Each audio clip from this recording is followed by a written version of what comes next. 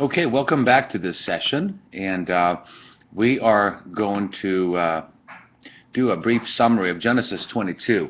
One of my favorite chapters, one of the most important chapters, I believe, in Genesis, in light of messianic expectancy and prophetic message concerning the cross. And then we will continue in Genesis 26.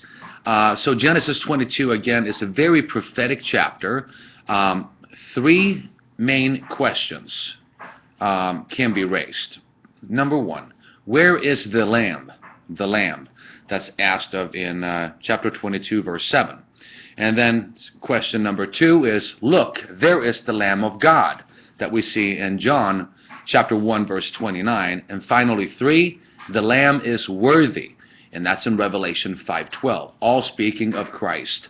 In summary, Isaac is placed on the altar of Calvary, if you will, before there even was a Calvary, at the Mount of Moriah, which is not a mountain. It's more like a hillside that you see in Jerusalem. Some believe that Adam, after being expelled from the garden and repopulating the earth, actually died at that very region where this is occurring. And then, of course, 2 millennia later, Christ dies for the sins of the world on the cross. So Adam, Abraham, and Isaac, and Christ is centered at this very location or region of a hillside. Jerusalem really has small mountains, like Mount Sinai I guess it's a small mountain, but when you're looking at from the Kidron Valley or the Mount of Olives is one giant hillside. And when you're reading in the scriptures, for example, they left the Mount of Olives across the Kidron Valley and into Jerusalem. Well, that's about a 10-minute walk. It's not like you're walking down Mount of Olives and it takes days to cross the Kidron Valley, which is a giant cemetery today, at least right in front of the Eastern Gate, also known as Ezekiel's Gate. And then you just march past the Eastern Wall, and you're inside the old city. So anyway, Isaac is placed on the altar to sacrifice his son. He was not, it's not.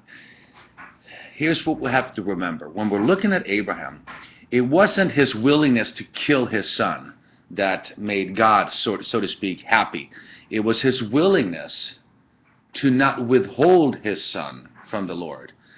That's very important in this chapter, and you can do just a verbiage search on that. You have not withheld your son from me. The word withheld there, as opposed to God being, ecstatic about the fact that you're willing to kill your son. What about the problem that later on in the Torah it says, we shouldn't sacrifice our sons and daughters? That's true. In this respect, though, God or Abraham would be sacrificing his son to God, not to pagan gods. Now, I'm not advocating human sacrifice, yet that's exactly what we have at the cross when Christ gave himself up for us. Moreover, sons and daughters are sacrificed in war, etc. Sometimes governments and families will be, in full unity in sending our young ones to war. And that is also sacrificial. Freedom is not free, they say. So putting those things into perspective should ease some of the troublesome verses that you read. But in all, this is prophetic. Again, God doesn't learn. He knew that how this story would play out. He's merely testing Abraham. And it's a radical test. I wonder if I would have fallen through with it. Would I sacrifice my son, Nikau? Doubt it. When I look at Søren Kierkegaard, a Danish philosopher from my neck of the woods, right across from Sweden, he had he had some problems with this chapter. And typically the word in philosophy called existentialism is of French origin, like Jean-Paul Sartre, Søren Kierkegaard, Albert Camus. Albert Camus and Jean-Paul Sartre from France are sort of the founders of modern existentialism. But Søren Kierkegaard came up with this Christian type of a close akin to existentialism, where you just take it all by a leap of faith, And I don't necessarily agree with Søren Kierkegaard, because in the story, specifically later on, even in chapter 23, you have lots of answers. But in any event, the term here, don't withhold your only son, is clearly a messianic prophecy fulfilled by the Son of God, thousands of years later. In turn, then, God intervenes in sending an angel to stop Abraham. And this is one reason where you see, again, due to his obedience, once again, he goes down as one of the chief patriarchs in the Hall of Faith that we see in the book of Hebrews later on in the New Testament. But most significant is this: God will provide himself a sacrifice, a ram in place of Isaac. And we read that the ram was caught in thorns nearby, which many conclude to mean the futuristic crown of thorns that were placed on Jesus' head by the Romans. So the Lamb of God who takes away the sins of man is strongly in this chapter. Now remember, when the servants said to Abraham, "Where are you guys going?" Well, and Abraham and Isaac heads up the hillside of Mount Moriah. Abraham made a promise and says, "Hey, we will come back." So in all, you have a little bit of resuscitation or resurrection going on here. He knew that if he were to carry through with this radical question or command, God would have to ultimately raise Isaac from the dead. Because he told his servants that are waiting down with their caravans, "We will return." Then also prophetically, you don't hear about Isaac again until he marries Rebekah. So after this event goes on, it doesn't say that Isaac went down the hillside and was reunited with the servants that were waiting for him and Abraham. It doesn't report him at all. It's as if he is missing completely, as if he were the sacrificial ram or lamb himself. And then we read of Isaac again when he marries Rebekah. And Rebekah is a type of the church, where now Christ and the church sort of is reconciled. The bridegroom and the church of Christ, his very temple. Our bodies are the temple of the Spirit. We are now united with him, if you will. One giant feast. So you have prophecy going on there as well, which is very interesting in 22 and chapter 23 and 24. All right, much more could be said, and this is just a survey of Genesis, so my apologies that we can't. Last time I taught this, it took us 4 months to get through it, and that was 3 hours every week. But nonetheless, in Genesis 26, we mentioned that we have various facts about Jacob. I believe I covered some of that before, that we have one great birthday, giving birth to 2 nations. And then some of the facts about Jacob is the fact that the 12 sons of Jacob are what founded the 12 tribes of Israel. He had 4 wives. You have Leah, Rachel, and Bilhah, and Silpah. He had 1 daughter by the name of Dinah, and he became a shepherd, sort of a rancher, and we'll learn more about him later on towards the end of Genesis. All right, so now there's a famine in the land. You have Isaac and Abimelech in chapter 26, the first 6 verses. Some of the notes there can be found on slide 270, where Isaac and his family experienced the second recorded family that we see in the Bible. That's in chapter 12, verse 10. So Isaac sought refuge from the famine in the land near where Abraham once lived, which is in chapter 20, verse 1. The mention of Abimelech, according to some scholars, may not be the same person we see Abraham dealing with in chapter 21, verse 27. Arguably, then, it might be the name of the dynastic family in the sense of succeeding kings. Again, slide 270.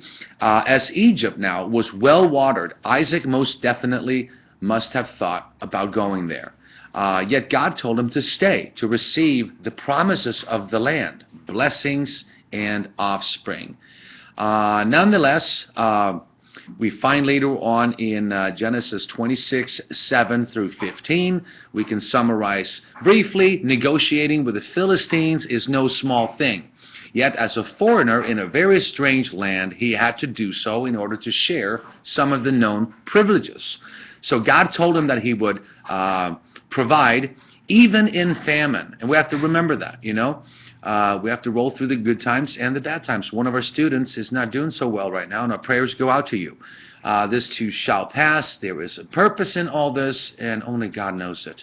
And hopefully it'll be revealed to you at some other time. But right now we have to stay put and really trust the Lord. So even in famine, God had told Joseph that I will essentially provide, and we see that. Then he lies about Rebekah being his wife, just like Abraham did. Also lied about his wife. So just like his father once called out, he gives an excuse that he feared that he might get killed. Yet in time he was blessed and became the greatest farmer recorded in the Bible. He was also an archaeologist of a sort, in that he excavated Abraham's wells that the Philistines had filled up with dirt. Love that. In all, it was recognized that God was with Jacob, and thus a treaty was signed between the Philistine king Abimelech and Jacob. While all this is going on, Esau decides to marry 2 Canaanites. Not a good thing. This was not to be done, not because God is a racist, but because the Canaanites were an idolatrous people. And very wicked, you know, sacrificing young virgins and so forth. So this act of Esau did not sit well with Isaac and Rebekah. While he is at peace with his neighbors, his son is now outside of the faith.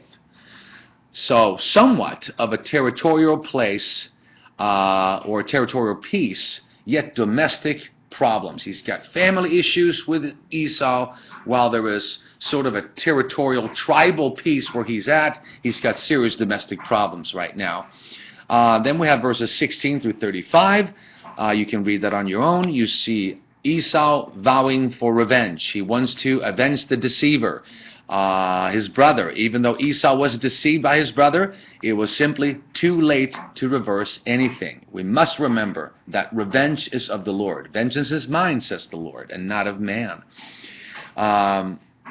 By the way, that has nothing to do with launching a justified war in order to quench an unjustified war. This is some of the things we'll talk about in Christian ethics. You know, there's justified war, there's unjustified war. So when it's talking about here, revenge is of the Lord, or vengeance is of the Lord, that doesn't mean you just sit around and wait for Stalin to murder, 20 million of his own people, and Hitler, gassing 16 million people. Japan, prior to, World War I, taking care of millions of their own people, and so forth. So that's not what this is talking about. We can't just sit around and hope that God is going to intervene in war. War is exactly what we see when we get to the life of Joshua. So have to make a distinction there. Now, while a price, so to speak, a price is set on Jacob's head, his mother arranges for Jacob to flee down to Mesopotamia to live with his brother Laban. And you can read about him in your commentary, what he did. Moving on to Genesis 27, Isaac's silence concerning rebuke here should not be taken as approval. We must bear in mind that Genesis 11 through 50 centers on one great family tree, one family through whom the world would be blessed, including Gentiles, because Abraham, remember, many generations, right, and including the Gentile world. He's the father of nations, plural, not just the Jewish nation, which is interesting. I mentioned this before. Abraham himself was a Gentile, and through him is where we get the Jews. So no wonder that many nations, plural, will be blessed through him. Before we saw Esau marrying 2 Canaanite women, that's the same as the Hittites. Now he is seeking some approval from his parents by marrying a non-Canaanite. Thus, just as Jacob imitated him, he is now imitating Jacob. Then we see Jacob preparing to go to sleep. It is here that we have the third biblical account of God communicating via or through dreams. You see that in Genesis 28, verses 10 through 22, and also chapter 15, verse 12, and chapter 20, verse 3. This is the infamous stairway to heaven, where angels are ascending and descending, up and down. Now, the King James Version uses the word ladder, L-A-D-D-E-R, like a ladder. And as such, some argue that the two-way traffic on a ladder is impossible at the same time. Yet angels don't need any such thing to ascend or descend. They are spirits. They are, non-material, if you will. Others hold that this dream is of a giant staircase or stairway to heaven, from Jacob's point of view, might be similar to the steps of the ziggurats. Remember, you had archaeological pictures of the ziggurat. Nonetheless, this is the first record where we have God speaking to Jacob in this sense. He is not rebuked for his past. Instead, the promises of descendants, land, blessing, including God's presence, is reinforced. So God knows what he's doing, regardless of man, committing iniquities and willful sins, going against what they're not supposed to do. God's on mission here. So Jacob's response is strange. He's scared. Why? Abraham was never scared when God spoke. Yet we see Adam also afraid following his sin in the Garden of Eden. Some conclude that this fear is actually Jacob being in awe. It's not just, worship the Lord in fear. It's in awe. After all, he's not rebuked, but given great promises. So I doubt that he's totally scared. Yet there may be a hint of guilt because of his past sins, which he knows God is fully aware. Then Jacob calls the place Bethel. Again, Bethel means God's house. So it's not just any place or site in Israel, but God's dwelling place at this time. Previously, this was called Luz, L-U-Z, and you can see that in verse 19. Luz is now being named Bethel, God's house. Interestingly, prior to the Mosaic law, the law of Moses, as we see in Jacob erecting the stone he had laid his head on, as a pillar became illustrative, if you will, of idolatry. Not so in patriarchal times. In the patriarchal times, before, pre-Moses, that was not the case. So notice now how Jacob recollects the promises in verse 15 as part of his vow, while not mentioning verse 14. Your descendants will be like the dust of the earth, and you will spread out to the west and to the east, to the north and to the south. All peoples of the earth will be blessed through you and your offspring. Verse 15, I am with you and will watch over you. Wherever you go, I will bring you back to this land. I will not leave until I have done what I promised you. Very interesting. Then you have Jacob arrives in Padam Aram in chapter 29, again verses 1 through 15. Moving on, I have a picture here from Bethlehem, Rachel's tomb. If you go there, you got to see Rachel's tomb. It's inside Bethlehem, and you have to travel sort of through the IDF checkpoint to get in. Definitely worth it. I've been to Israel numerous times, Bethlehem every time I've been there, but I've only gone to Rachel's tomb one time. So you definitely want to see that at least one time in your life. All right. What else can we say? Abraham's servant found a wife for Isaac, but Jacob had to find a wife on his own. Earlier, we saw God's providence. What's providence mean? God's purpose or care, superintending activity. That's what he does at work in the lives of humanity, in history, in your life. For example, some people think that winning the lottery is a miracle. It's not. It doesn't violate natural law. You have to play. Someone has to mail you the check, lick the envelope, put a stamp on it. You got the postman involved. It's not a miracle. That would be God sort of acting providentially. He can cause things to happen, but they are not necessarily miracles. Miracle is a supernatural act of God that only he can pull off, and he normally does it alone. So just because the word providence popped up, I want to make a distinction there between miracles and providence.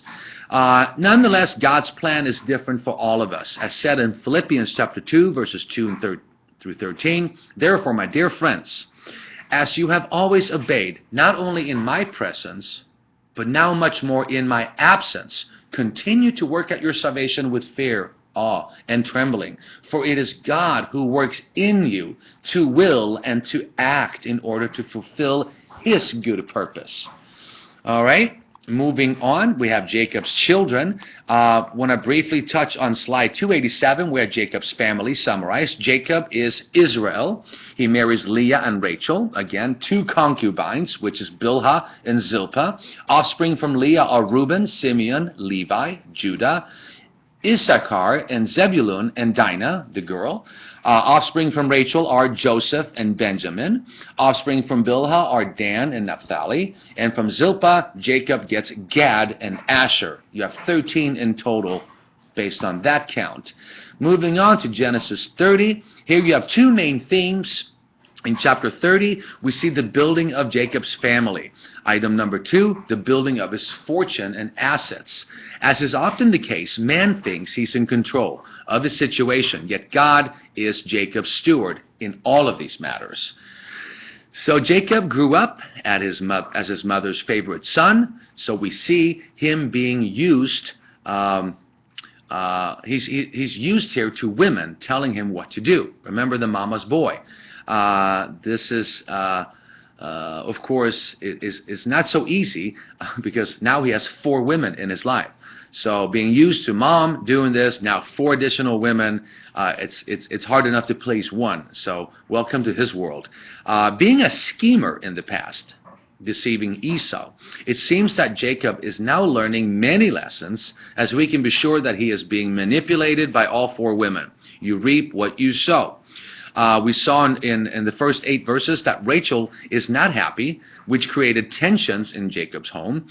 Since she is childless and upset that there's no fruit in her womb, Jacob reminds her that this is God doing the withholding, not Jacob himself. I don't think that would make her any happier by any stretch of the imagination. In turn, we see Rachel loosening up a little bit in that Bilhah becomes the surrogate mother. Saw the same thing with Abraham. Thus the verbiage bearing children on Rachel's knees implies adoption. Now the tribe of Dan. Dan is born, Jacob's 5th son. Now as for Leah, we see a sense of desperation in her life as well. She offers Jacob her female slave to beget Gad and Asher. Thus Zilpah served as the surrogate mother as well. Again, you see him repeating some of the sins his father committed. Concerning the plant mandrakes. Mandrakes, what is that? It's a fruit thought to increase fertility and enhancing one's sexual powers.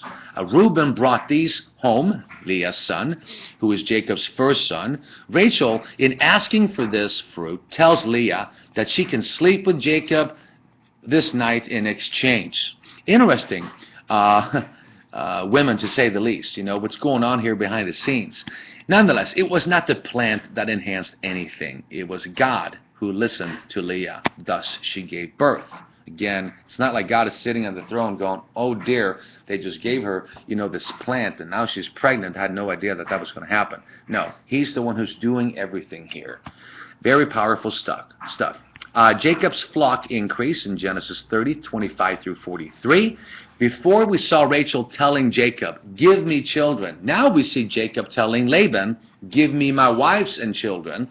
Canaan is waiting for Jacob, and it's time to head back. So Jacob asked for additional wages, the speckled and the spotted sheep and goats, adding great wealth to his flock in those days. Interestingly, since these speckled or spotted animals reproduces poorly, Laban believes he is winning and that Jacob is getting a bad deal.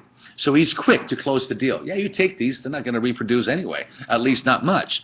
But as we know, Jacob is a great herdsman at this point and knows well how to crossbreed and so forth. In the end, Laban is outsmarted by Jacob since his flock begins to increase even more so. It's interesting to see such knowledge of loss of heredity this early in history. And it's just, it reminds me of what the philosophers did, in Greece. They had nothing better to do than to sit around and think about things all day long. That's why we have a lot of philosophies. Same in these days. Yeah, you had war, you had tribal wars, you had family strife. But really, if you didn't take care of flocks and vegetation to the best of your power, you're doomed for starvation. So they had to learn. But remember, This man was smart, and he was a deceiver of a sort. So he knew that his flock would reproduce even more so. All right, Genesis 31, verses 1 through 21. In this chapter, you see what we call the three E's. E's like Edward. You have the escape, you have the encounter, and you have the experience. The escape, here you have Jacob's family experience. At this point, it's not so good, so Jacob is waiting for God to tell him to leave. Jacob came with nothing and will leave with abundance. That's the escape. What about the encounter? We see Jacob having a 3-day lead of Laban. Yet he is catching up. Jacob tries to run from his problems. That doesn't help. Can't do so. They always catch up with us sooner or later. Laban then accuses Jacob of breaking social customs of the day. Now Laban, not having a leg to stand on, gets to hear how he broke his promises himself for 20 years. Now the experience, the third E, they never really agree, and no real problems are solved here whatsoever. So they make a truce, an agreement, and set up boundaries of stone that neither can pass. So here you got a little bit of a border issue. This was called a heap of witnesses, serving to remind them that God is watching. In the Hebrew, Mizpah, M-I-Z-P-A-H, means watchtower. Okay, verses 22 through 36, there's no doubt that Laban is jealous of Jacob at this point. He's full of envy. He seems so upset that he would probably harm Jacob were it not for God warning him in a dream, don't touch him. In 28 verse 15 of Genesis, we saw God promising Abraham that he would protect his offspring. Very interesting. Concerning house idols, whoever had possessions of these would essentially lay claim to the property as well. So house idols, now you have a claim to the property. So Laban accuses Jacob of stealing the idols, yet it was Rachel, of all, Rachel who did so, without telling Jacob that she stole them. All right, so interestingly, in Israel's first family, is that we see here Rachel stealing idols and Jacob being somewhat suspicious. This shows that the paganism around them affected them, which is why we see throughout the Old Testament, do not mingle with these people, do not mingle, do not marry, do not copy what they do, even in some cases grounds for war. Okay, some of the notes of Genesis 31, 36 through 55.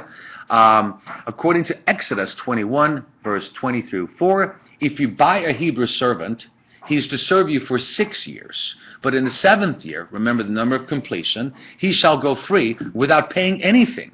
If he comes alone, he is to go free alone. But if he has a wife when he comes, she is to go with him, set free. If his master gives him a wife, and she bears him sons and daughter, the woman and her children shall belong to her master. Only the man shall go free. It might be the case here that Jacob was fearful that Laban would demand his wives, including taking Jacob as a slave. As for Rachel, not only did she steal the idols, but now lies to cover it up. This is typical of man. Man steals or does something else wrong, and in turn, we have to hide it, seek to hide it with additional lies. So sin often begets more sin unless one repents and come clean. I will pick it up in our next session in Genesis 32. I know we're going fast. Hopefully it's not a blunder-bust approach. If you've read your commentary, this should just be a nice little summary of where we're going. So meanwhile, Lord bless. You will get a few more of these coming up shortly. Shalom.